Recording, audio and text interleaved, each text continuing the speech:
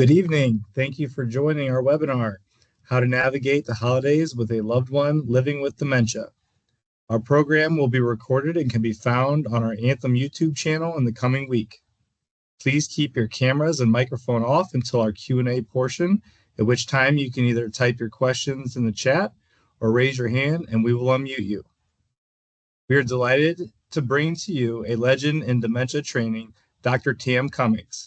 Dr. Tam, as she is known in the dementia community, is a practicing gerontologist who has devoted her professional career to educating both professional and family caregivers. In 2009, she founded the Dementia Association with the mission to inspire, educate, and empower dementia caregivers. At Anthem, we utilize her transformative work, including the Itty Bitty Dementia book, in our daily conversations with families of those with dementia.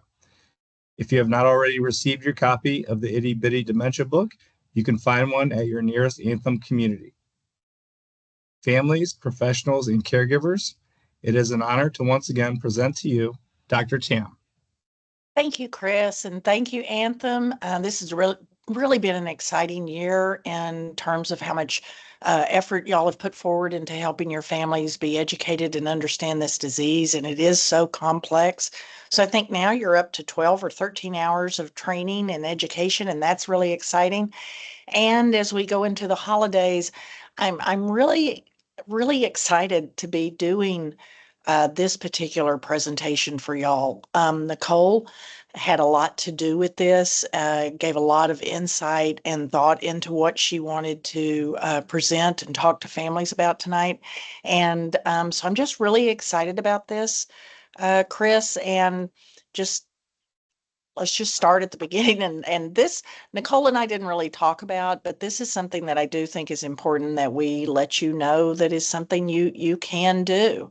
And that is that you can cancel holidays. You can change. You don't have to do this event this year. You don't have to do Thanksgiving or Hanukkah or Christmas. If you can't handle it, if you've reached as your limit, if you're where you just don't want to do this, it's okay. It's okay.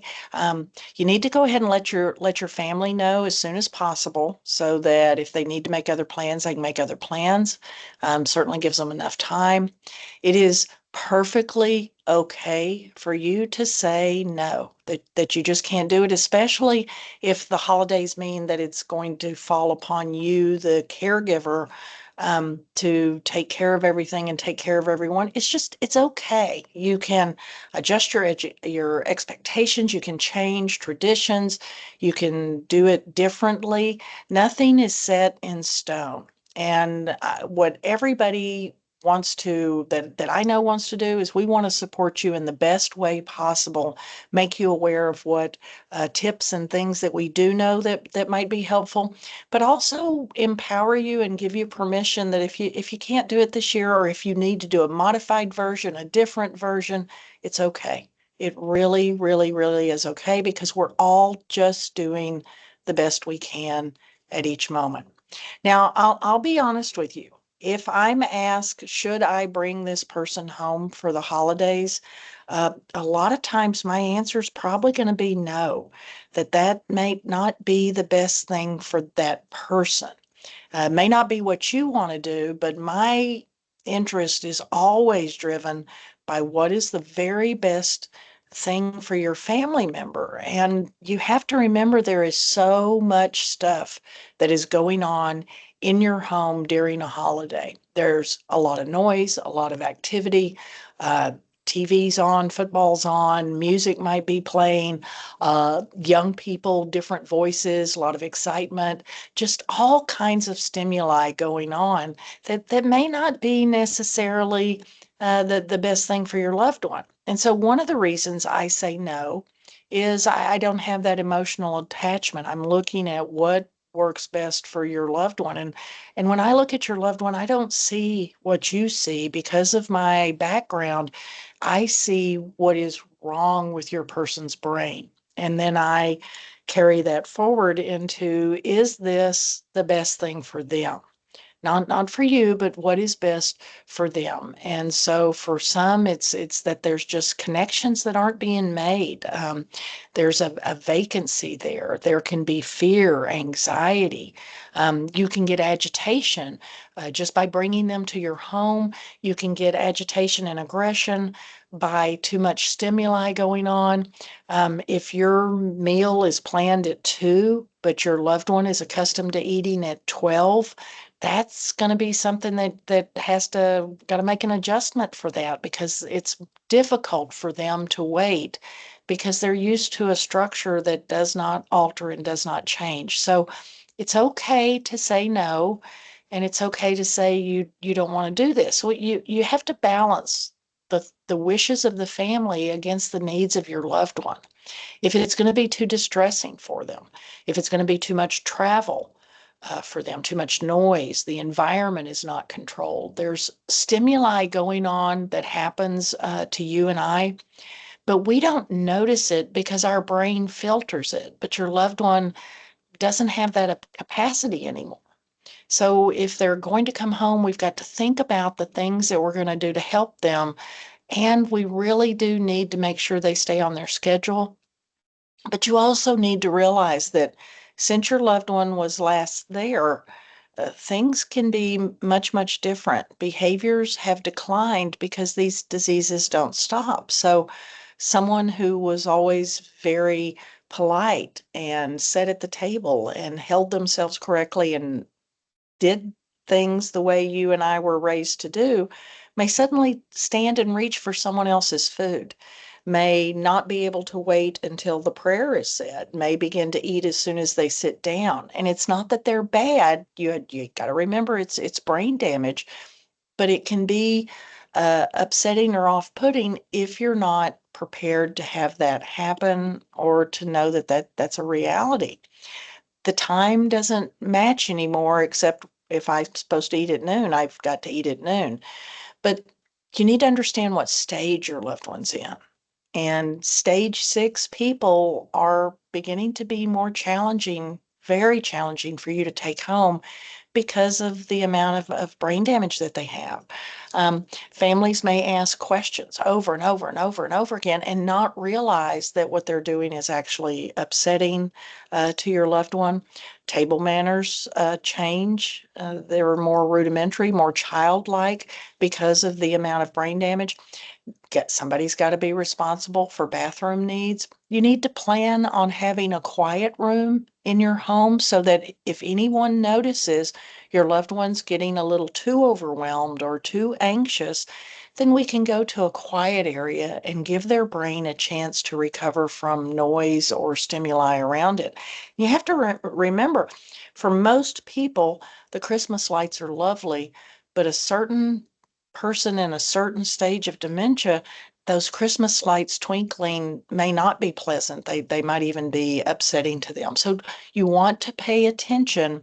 If the decision is that we're going to bring your loved one home, pay attention and let's get people ready to help this person have the most successful day possible so that the memory there is a good thing. Now, as you're doing this, grab your phone and take a picture of the screen so that if you find yourself or another family member, not your loved one with dementia, but anybody beginning to get too overwhelmed, then you do Greenstone's awesome ice trick, which is go to the freezer, get a cube of ice out, put it in your hand, go to the sink, squeeze it tightly in one hand, shut your eyes, breathe in and out through your nose. By the time you get to your 7th breath, you're probably going to drop the ice because now it feels like it's burning. Go ahead and have 10 breaths with during the process as you do this little trick, and you should feel yourself calm down. And we tell ourselves a lot of things about how fun the holidays are. They're stressful. And even if you don't bring your loved one home, if you find yourself getting stressed, take a picture of Greenstone's awesome ice trick and refer back to it, because this really does help tell your brain to tell your body that you can calm down. It's okay. And that's a good thing to know. You have to find a way to balance your family dynamics while still doing care for your loved one, but still ensuring the rest of the family is okay. And again, if that is just too overwhelming, you don't have to do that this year. You can assign tasks to other people. You can have dinner from a restaurant or a grocery store, have it delivered. There's different ways that you can look at changing how you're going to do your holiday so that you're able to have the least anxious time you can and still enjoy time with family and with your loved one. So part of it is this is just going to be planning. The first planning is that we need to prepare your guest, family members, adult siblings, other people related in the family, grandchildren, great grandchildren. We need to prepare people that there will probably have been changes in social skills. And those changes may be more noticeable, especially if you have a larger family. So I have 62 people in my family, and just my immediate family of my siblings, spouses, children, grandchildren, great grandchildren. You may not have that many, but it can still be different.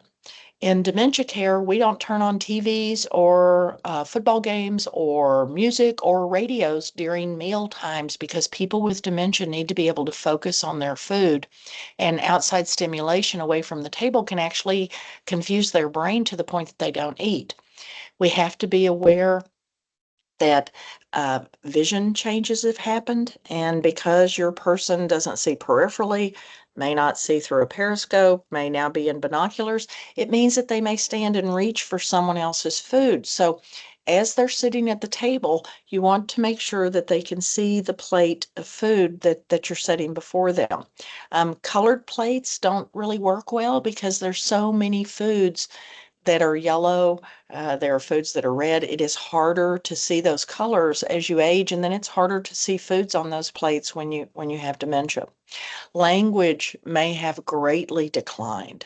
And you have to understand in stage 5, your person gets about 3 out of 4 words, 4 out of 6 words. There's a pretty good ability to grab meaning and words. But by stage 6, that's rapidly changing. So remember, speak slower, repeat, no big run on sentences that go on and on and on and jump from one subject to another subject. And then you're speeding up your rate of speech. And so now you've added in some other words and then you kept on going with this one sentence. You've lost the person. Remember your timing for communication. When I'm talking to your loved one, I'm going to use a short sentence. I'm going to lower the pitch of my voice to give that damaged brain and aged hearing a greater opportunity to understand what I'm saying. I'm going to watch to see if there's a connection or are they getting this? I'm going to be prepared to repeat, but I'm also going to have to slow down and give my loved one with dementia time to respond and answer. And remember, we're looking at about a 15-second window, and 15 seconds is forever. So just pace, slow down. And if we need to put somebody at a smaller table, if we need to sit more on the side with this person and not at the entire table for them to feel better, for them to feel less anxious, then just pay attention to your loved one and make adjustments at the table as you need to. Remember, as the disease progresses, people lose formal language on the left side first, and that can leave singing and cussing. And so your loved one that you may never have heard use curse words may suddenly curse out of frustration, out of fear, out of anxiety. So the plans are movable. If you had thought your person could be with you most of the day, and now it's apparent that they really are ready to go back to the community, that's okay too. Let's just make sure that we've got someone else helping you so that you're not doing everything for everyone. So let's get someone assigned to understand that their job is to pick someone up, pick your loved one up, and to deliver your loved one back. Is that making sense, Chris? It is. Thanks, Chris. So we need to know as part of our planning of who's going to be responsible for toileting. Who does this person feel the most comfortable with? With one of my grandmothers, it could be anybody. With one of my other grandmothers, She was comfortable if I assisted her, but otherwise she didn't want people bothering her. As the disease has progressed, your loved one may need to have their food cut into bite-sized pieces instead of a fork. They may need a spoon instead of a plate. They may need a bowl. There are different ways that they may be now accustomed to eating their food. They may need finger foods, and this is typically something we begin to see in stage 6 of the disease. The person is more challenged to sit down at a meal with others. They're more comfortable if we give them foods cut for them to be able to pick up and hold that food and eat it. Dessert is always a happy thing. So everybody loves dessert, but you have to be careful because people with dementia can develop hyperoral uh, conditions to where they will eat anything and they will eat more than is safe for them to eat. So the rule of thumb is your stomach is the size of your two fists. If they're eating more than that, then we need to be careful because that's certainly a choke hazard. Again, make sure you have a designated quiet room. Preferably, bed might be nice because laying down to sleep after we eat turkey always affects us. So a nap might be required, or if the table is too loud, we might need to plan on eating in the quiet room with a favorite person, a favorite grandchild, or a couple, but not very many, especially if we've noticed the person is getting agitated. When your person needs to be taken from a chair to a standing position, do not let anyone pull them by the wrist. Remember, their bones are more frail than normal aging elderly. They're 6 times more likely to have bones break. So the act of pulling someone from their wrist from a chair means that you can break multiple bones in multiple places of their arm and shoulder. So don't do that. Always lift from under the arm on a count of 3 and make sure your person is listening to you, that they're hearing you go 1, 2, 3, and you've already said, we're going to stand 1, 2, 3. And if you need to, get your cousin, get your sister, your brother, somebody else on the other side so that we're both lifting from the shoulder and bringing this person to a standing position. When we're walking with them, whether it's from the community to the car into the house, we walk at their pace, side by side, with my hand and elbow has their elbow and hand resting in it. I'm moving at their pace. I'm not pulling them. I'm not jerking them. When they sit down in the car, Chris, I even need to make sure that I help them sit into the car without bumping their head, and then I help lift and turn their legs to get them into the car without getting bruised. And then I'm going to need to lean over them and make sure that I've got their seatbelt on them. So just we slow down and we move at their pace. You've got to make a decision because a lot of times you've brought your loved one home and you thought this was going to be just like before, and they've actually really declined. They finished eating in 3 minutes and they've already had all the dessert they can have, and now they want to take a nap. And everybody's got to make a decision. Is the nap going to be good, or are they just are they going to be more confused when they wake up? So maybe it would be better to deliver them back to their community rather than trying to keep them at home. But everybody, you know your person best, and this may be a wonderful time for a nap and they wake up and you're happy, or you may decide that it's going to be more confusing. So you want to go ahead and get them back to where they're going.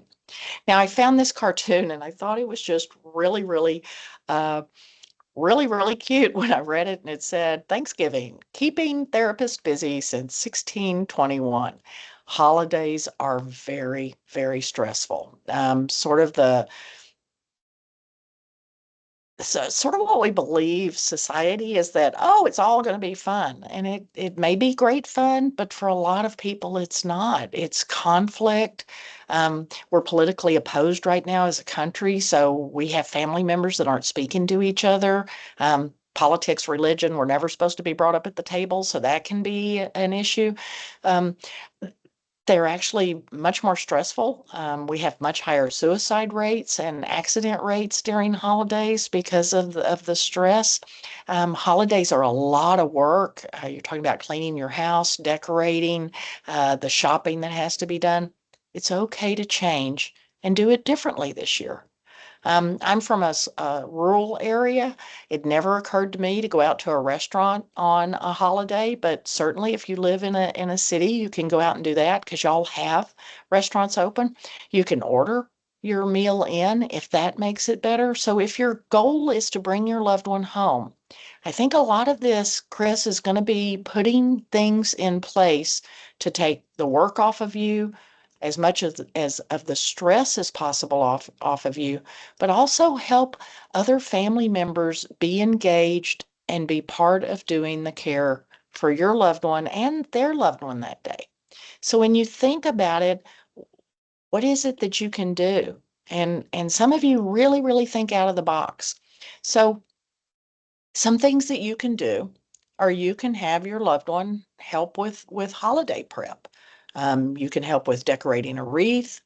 You can bring presents for them to help wrap. Now, that doesn't mean you need to bring 40 packages to wrap. It can be just a few packages to wrap. You can decorate a tree in their room. We can easily find little desktop trees now. You can also come to the community when they decorate the tree because that's also an event there. And your loved one is very likely making some sort of decorations during their art class as we move into these holidays. So you may be able to get another decoration for your own tree or go by and be a volunteer during activities and help your loved one make something when everybody else is making something. I didn't realize, Chris, really what a big deal making cookies with a grandchild or a great grandchild is like. But I have little great nephews that live up on the hill in their little ranch away from me, and the boys were at my house last week and they said to me, the 5 year old and the 3 year old got really, really excited because it's about to be the holidays and they want to come make Christmas cookies because that's what they did last year and that's what we do every year at Christmas. And Chris, I'm a little ashamed to say this, but I hadn't remembered that we had made Christmas cookies last year. And I was astonished that children that young held on to that memory that long. And that's just because I know what the brain does at age 5. But I was really shocked that the boys had held on to that memory. And I realized how important that is. Now, things that you want to remember is your loved one may no longer be capable of making cookies in terms of doing all of the steps, but that doesn't mean they can't stir the dough. That doesn't mean they can't stir the icing. That doesn't mean they can't sprinkle on sugar or sprinkle on uh, the little sprinkles and stuff that go on top. It doesn't mean that they can't sprinkle on the cinnamon, put in the vanilla. It doesn't mean they can't sit and enjoy the smell, the camaraderie, and the taste of a fresh baked cookie. So it may not be that your loved one is doing all of the steps, they're only doing part of them.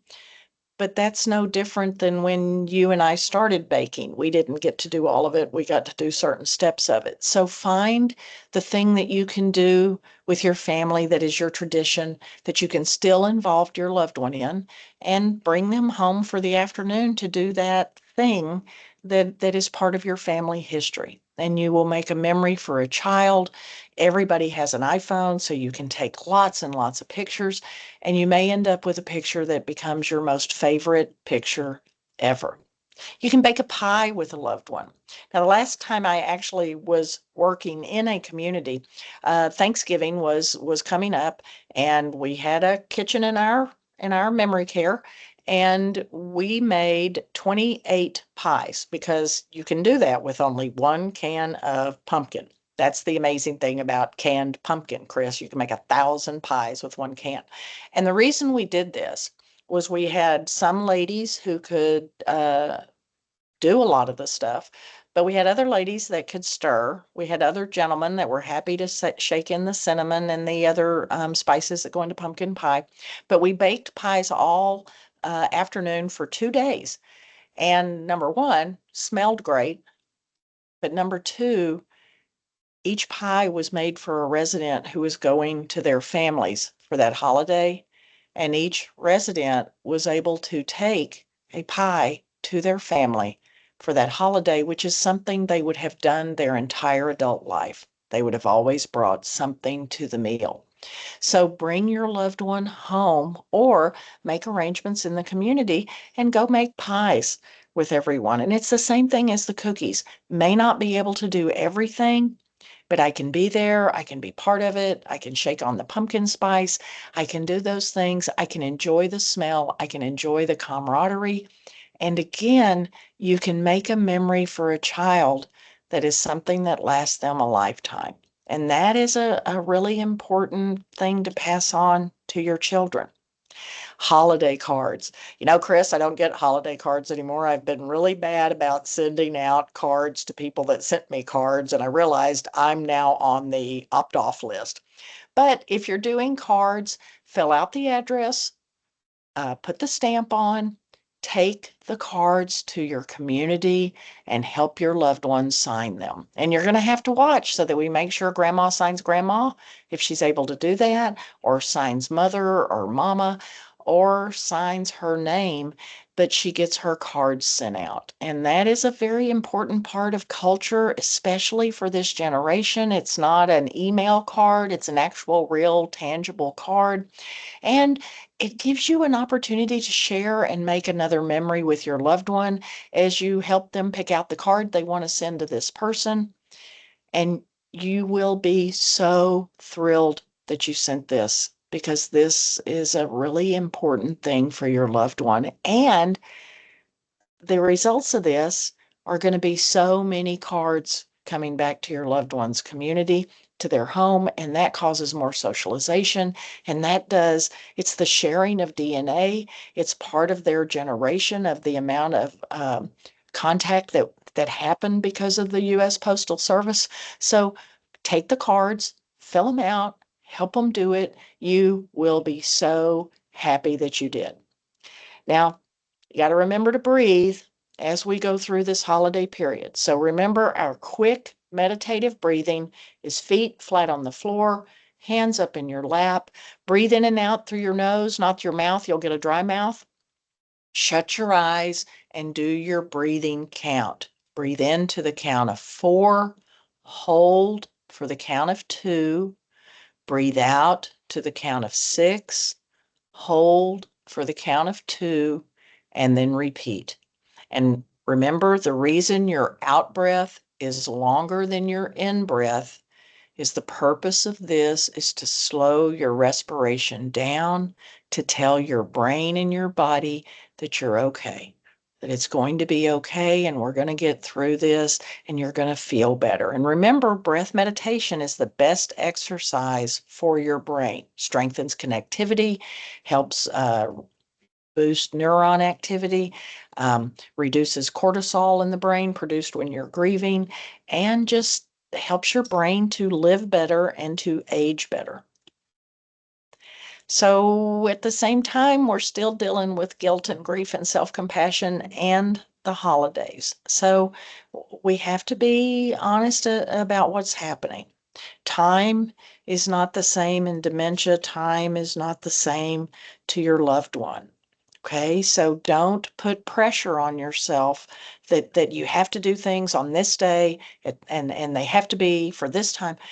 It's not the same in dementia. So use that to your advantage if you begin to feel yourself being overwhelmed. Always remember, it's food. We celebrate every holiday, especially holidays with specific foods. The holidays are celebrated in your community. You can bring your loved one's favorite holiday food to the meal that will happen for the families as well as the residents.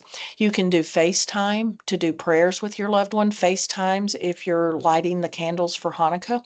You can look up prayers on YouTube, and you can use those when you're working with your loved one or doing something with your loved one and you're not actually in the community. Christmas and Hanukkah. Christmas, they're celebrated in the communities. Again, bring your loved one's favorite holiday food. Everyone has a food that your family makes. Bring that. Family that's not there, you can FaceTime when they open presents. All of the communities have Wi-Fi, so you can bring your iPad and FaceTime. You can FaceTime to sing carols. You can FaceTime to let that person know you're thinking about them, to let you know that you acknowledge them on these days that are very important to us. For gifts, it gets hard to buy gifts for grandma, right? Because she has everything. But for your loved one with dementia, soft, warm, sweats, hats, caps. In Texas, we call them toboggans, but in some of y'all states, a toboggan is actually a sled you ride on. But we're talking about warm, fuzzy caps, sweaters, mittens, things in bright colors, baby dolls and stuffed animals. And I think, Chris, sometimes that sort of shocks people. Only in dementia care is a person allowed to have a baby doll or a stuffed animal, and it's because it's recognized that this is part of the disease process. As the person's brain becomes so damaged that the only memory they have is that they are now a child, it is normal for them to seek out those two items to feel comforted by and to play with. And Chris, I actually saw a video last week someone sent me. A 1-year-old child carried a baby doll. So this is a behavior that starts very, very soon in life. It's not something that just pops up suddenly when the person is 9. This is a very instinctual, evolutionary thing that humans have baby dolls. So don't think that you're doing anything wrong or weird if you decide to give your loved one a baby doll. Blankets are especially important, especially in y'all's part of the world. A lot of your states have blizzards. Y'all have real snow. And in Texas, we don't have that. And they have all kinds of blankets. People with dementia fidget. They do a lot of pilling, they do a lot of rubbing. So a fidget blanket is something that actually has little things on it for them to play with. A weighted blanket has had some success in different people with dementia in terms of making them feel like they're being hugged, that they're warm and snuggly. A photo blanket is a blanket where you send in your photographs and they print those on the material that they then make a quilt or a blanket out of. And so your loved one is literally covered with pictures of the people that love them. No electric blankets, though. We do not use electric blankets with people with dementia. That's dangerous. Any other blanket, warm, soft, snuggly, bright, pretty colors. Things that they will really love, appreciate, and use. For the baby doll or the stuffed animal, you want soft, soft, soft, soft, soft, soft, soft. It is very appropriate and it is soothing, especially if you get a stuffed animal that feels like a puppy or a cat. Those stuffed animals usually have a little bit different fur or material on them, but they're very soothing to people with dementia to pet something that feels like fur. And then for baby dolls, you want to make sure it's ethnically the correct doll for your loved one. And it can be, it's usually going to be a smaller doll because we don't want to throw them more out of balance by giving them a bigger doll, but just a sweet little baby doll. And that is very, very appropriate for you to do for your loved one. Now, as part of preparing your family, you have to explain to them dementias don't stop progressing and that they cannot come up and berate this person with questions about tell me who I am. Do you remember me? Tell me who I am again. Who's in this picture? And you've got to remember the face in a photograph's only this big. It's tiny. And somebody who's got brain damage And as part of that visual damage, because the brain can't interpret what the eye is sending it, then that's not going to work very well. You embarrass people, and all of us remember being embarrassed, and even people with brain damage can feel embarrassment. So explain to your family every behavior you're seeing is being caused by the disease process. And those subtle changes mean that that person may not see something right in front of them. They're having trouble tracking sound or interpreting language or speech. Taste means I taste and smell sweet things, so I'm going to be pretty happy with dessert. Social skills, you have to start the social skill. This person isn't going to walk up to you and ask you how you're doing. You've got to reverse that. They're going to follow your social cue. Somebody has to be assigned for toileting, and you have to have a plan if somebody has an accident. So be prepared that you've brought a spare set of clothes and that the clothes they have are warm, soft, yummy to have on, easy to have on, nothing tight, comfortable clothing. And then watching for too much stimulation. And if you see too much stimulation happening, we're going to take them to the quiet room that we have ready. Now, for some of you, the only way you get your family to understand is to explain it as though it's cancer in the brain. This is actually a brain. It's the same brain. It's two different pictures of it, but it's a brain that has cancer. And no one accuses that person of faking it, pretending, lying, showing off, acting like, in denial. No one says that about them. These are dementia brains. And you've got to make your family understand this person is also not pretending, not faking it, not lying, not in denial, not acting like, not showing off. They're responding to brain damage. And there's really not much difference except that we know which dementia it is based on where it started, where it's moved to next, and what are their behaviors, their clinical features. So we can do that in dementia. So for some of your families, the only way we're going to get through to them is brain cancer. Your emotions that you're feeling are very real.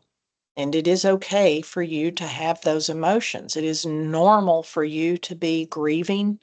It is normal for you to feel guilty, especially if you think about not doing a holiday this year or doing a different version of what has been your family tradition. It is okay to feel whatever way you're feeling. It's normal. It just means it just means that you're human. It is very real that you have post-death grief, even though your loved one is still alive. And part of grief means denial, anger, bargaining, depression, acceptance. But part of grief also means you may move through those over and over and over again. And every time there's a decline, it all starts over again.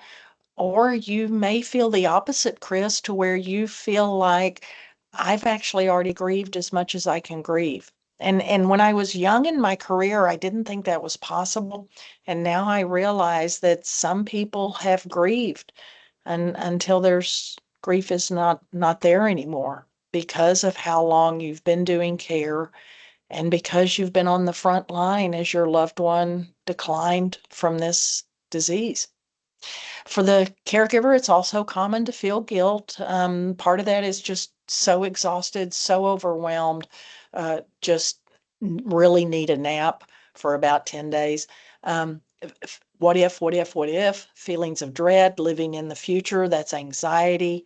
Coulda, woulda, shoulda, that's living in the back, that's depression. You may have headaches that the doctor can't find a cause for. You may have body aches that the doctor can't find a cause for. You may find that you're not empathetic with people, that you don't have sympathy for people. You may feel disconnected from the world around you, and that is all grief and guilt.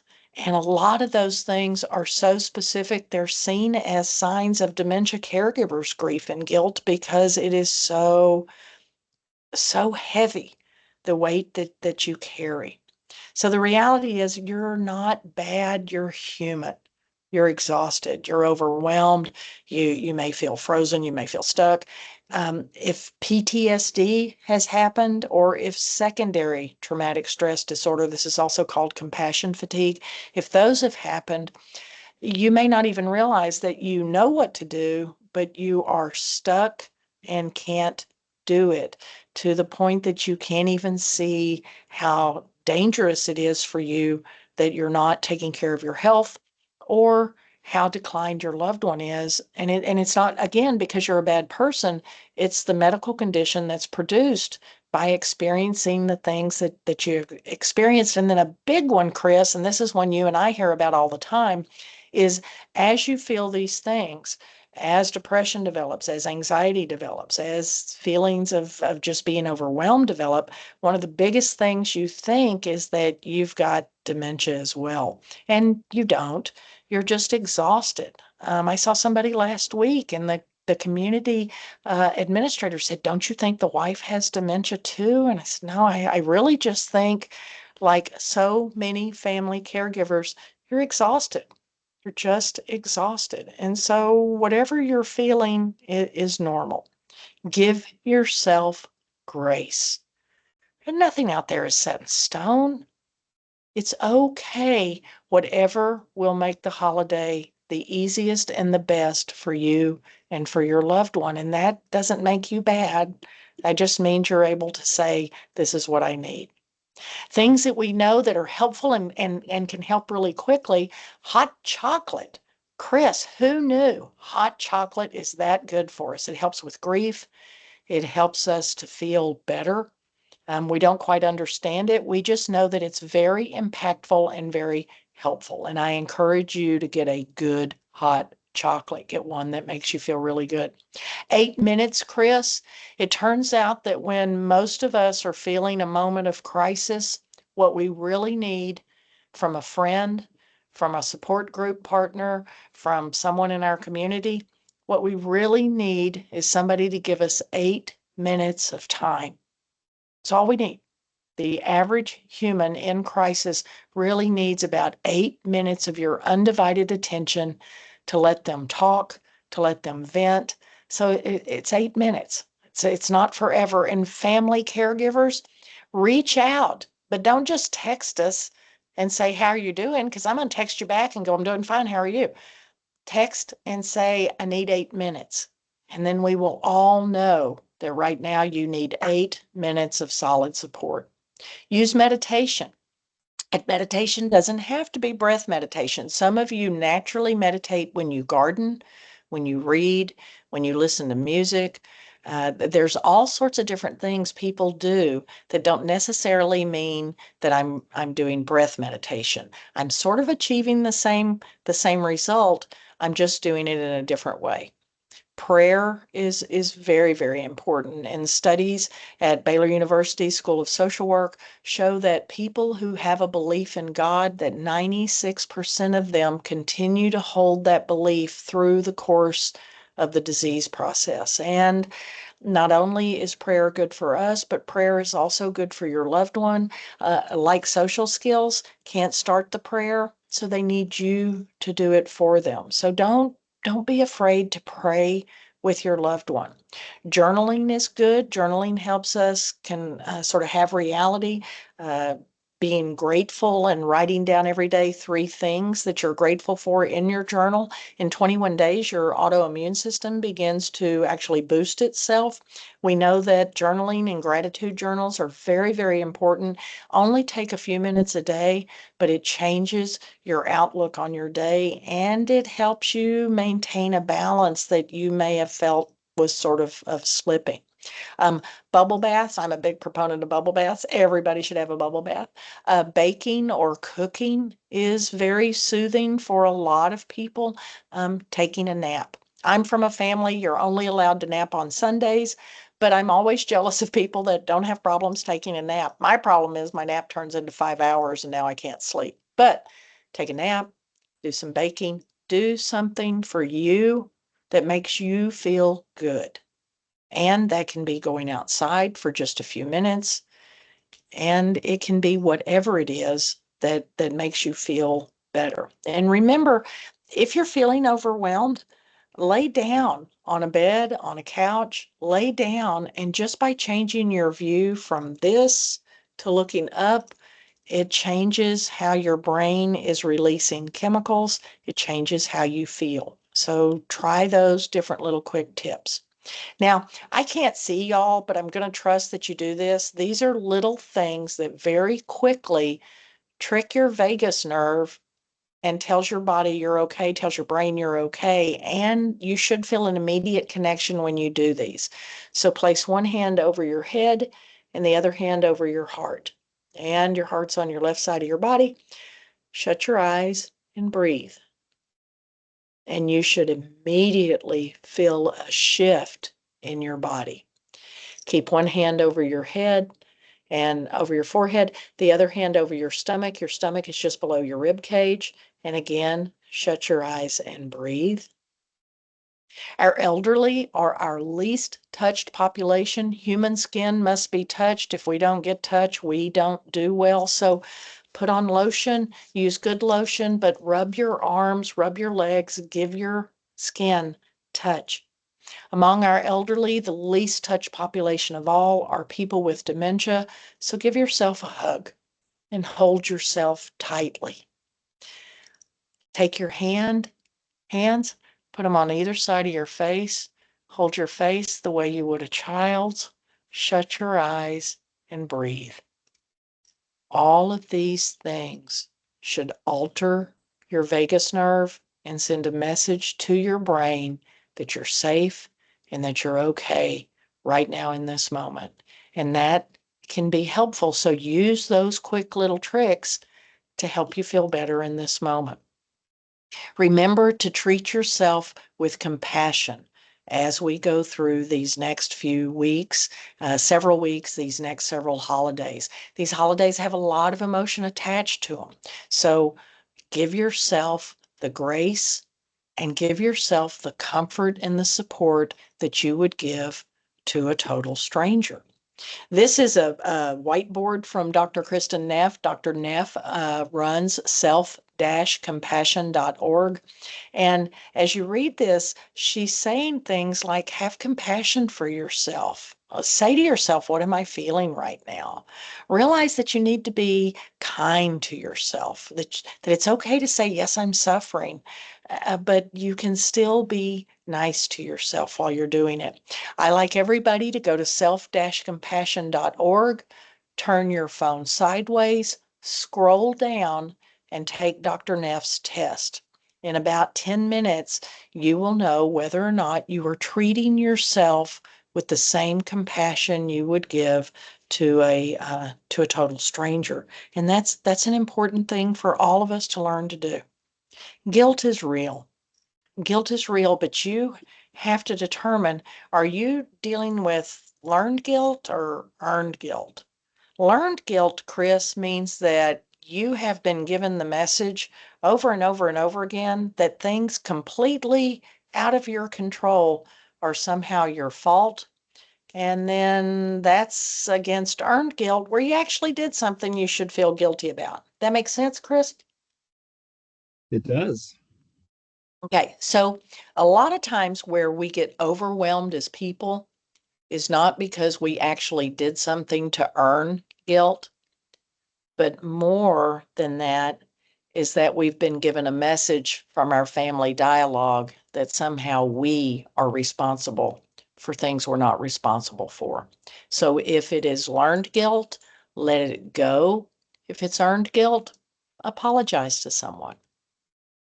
Remember that there are other celebrations. So we get really bent into conversations about holidays during this time, but Anthem also celebrates holidays, birthdays, and I'm pretty sure a few weddings have been celebrated in y'all's communities, Chris. So it's not just these holidays, it's everything that's a holiday is going to be celebrated.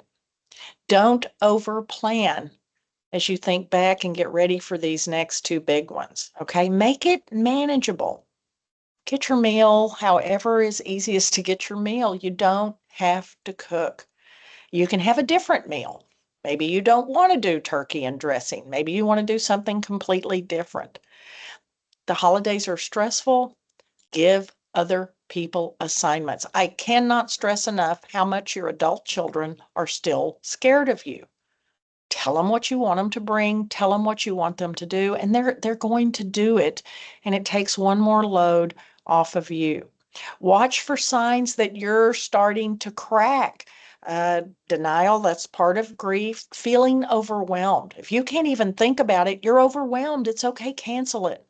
Feeling your depression level go up, being irritable or angry, snapping at people when they haven't done anything, changes in sleep, tossing and turning, waking up worried about it means you shouldn't be doing it. If thinking about it makes you more exhausted, don't do it. And in all of this, when you have trouble concentrating, it's because of all the other stress. It's not because something's wrong with you. It's the stress that you're dealing with. So I want you to remember to do 5, 4, 3, 2, 1. When you feel yourself overwhelmed, look for 5 things you can see. So right now, look around the room you're in and identify 5 different things that you can physically see. Then look at 4 things you can touch and touch them.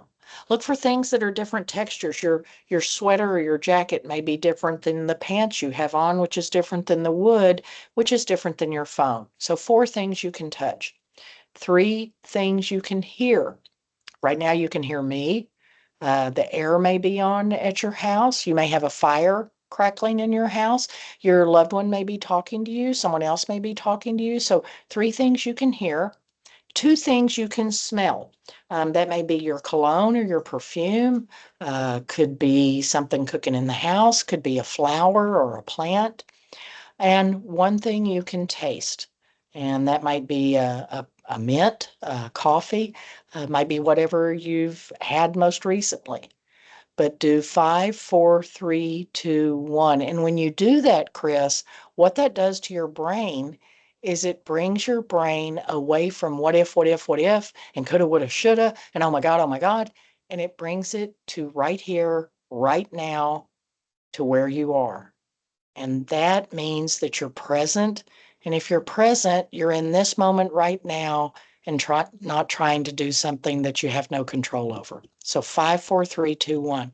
And we know that you're out there. We know that you don't want to let anybody do it, but it's okay to do that. It's okay to let somebody else take over.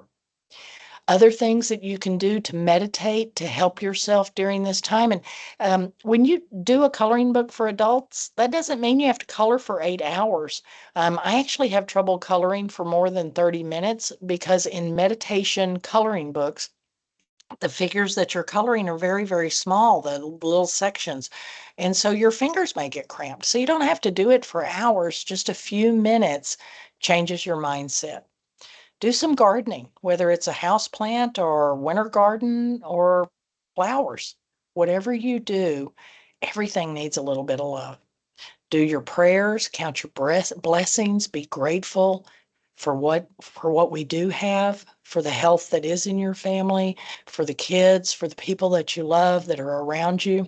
If you're going to do reading, read fun stuff, read things that make you feel good, make you happy.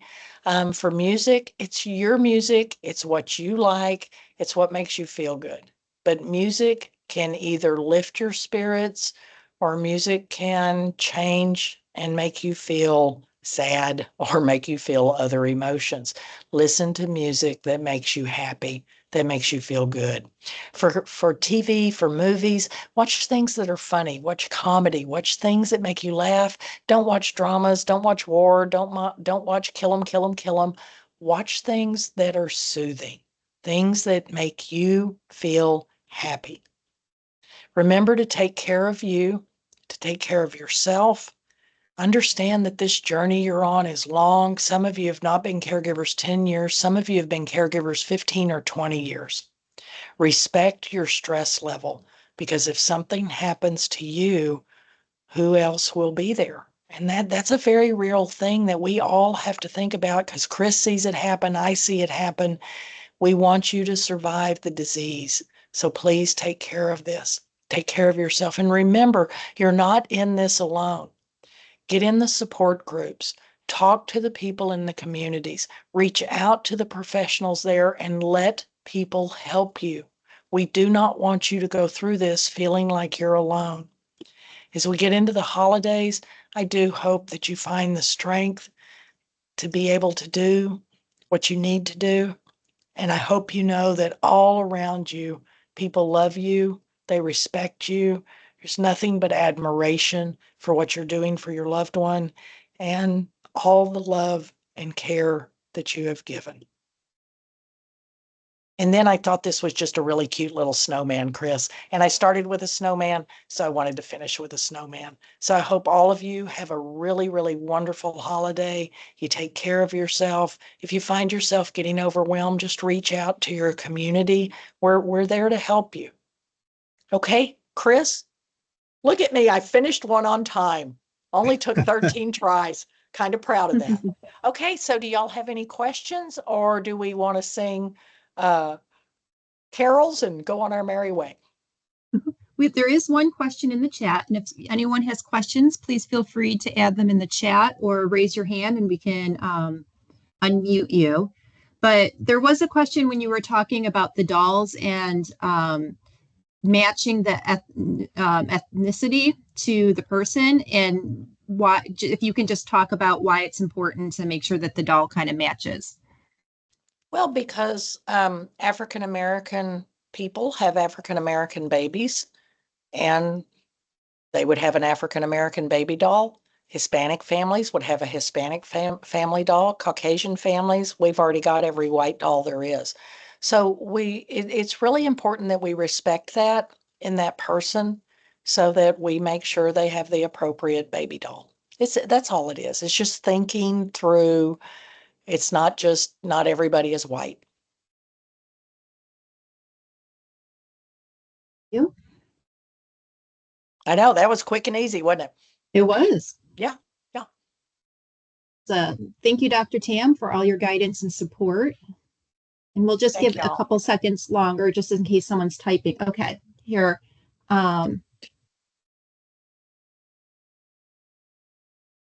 Okay, the question, or it says, I opened a checking account because my husband can't handle checking account anymore, and he found out about it and is really mad and hurt. I know this will make the holidays not happy.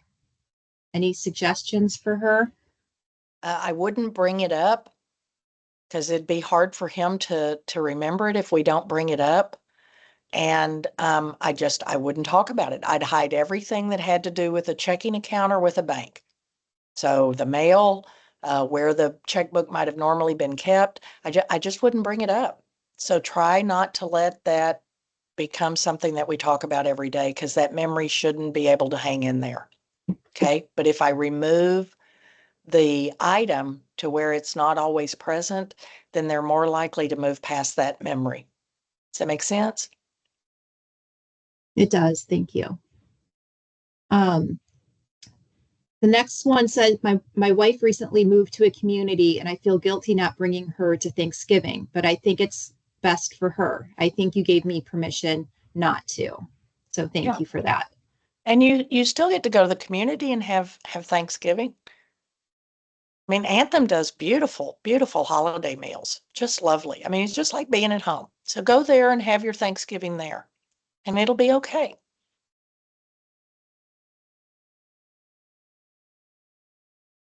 Let's see. Says, thanks for everything, Dr. Tam. We'll miss you. We'll still have Dr. Tam next year.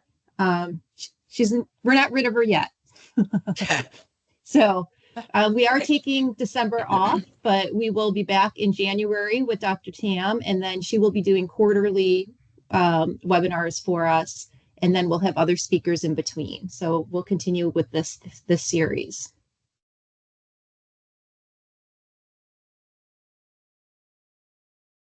Oh, and then in January, if anyone's in the Denver market, Dr. Tam is going to be live in person on January 14th.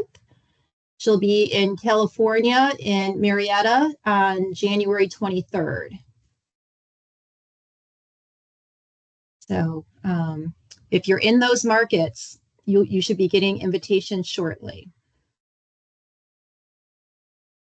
Okay, there's a bunch of thank yous in here. Let me see here. Thank you, Anthem, for all you've done for so many families. It is complex information, as y'all know from having done this series. And, you know, we hope, our goal is that we helped everybody understand better what's going on with their loved one. So we wish you the best. Excellent. And then there is a question. I know you're in a hotel room, so you might not know, but someone was asking about the picture behind you, if you know what that is. I have no idea. Hadn't even looked at it.